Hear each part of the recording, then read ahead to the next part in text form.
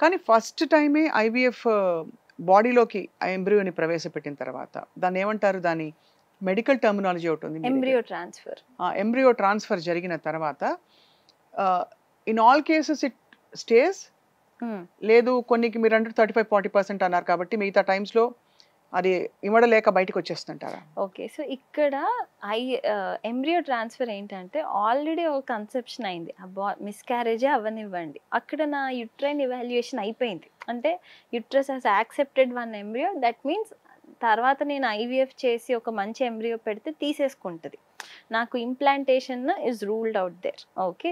But అస్సలు conceive అవ్వని వాళ్ళకి that is where the challenge comes. I see. So, వాళ్ళకేంటి ఈ యుట్రస్ లైనింగ్ మంచిగా ఉందా లేదా? బ్లడ్ ఫ్లో ఎళ్తుందా లేదా? అండ్ ఇక్కడ గూడా చాలామంది అంటే త్రూ దిస్ ఓన్లీ 9 ఎంఎంఏ ఉండాలి lining.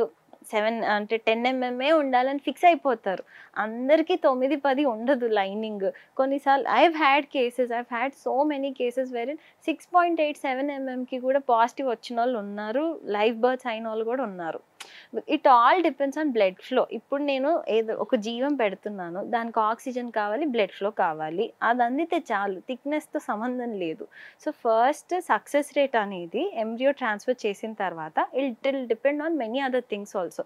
Age of the women, egg quality ఎలా ఉంది, స్పెర్మ్ ఎట్లా ఉండింది, ఎంబ్రియో ఏ గ్రేడ్‌లో ఉంది, ఏ డే ఎంబ్రియో ట్రాన్స్‌ఫర్ చేస్తున్నాము, లైనింగ్ ఎంతుంది, అంటే బ్లడ్ ఫ్లో ఇవన్నీ ఎలా ఉన్నాయి, అండ్ చేసే టెక్నిక్ ఇవన్నిటి మీద ఆధారపడి ఉంటుంది సక్సెస్ రేట్ అనేది.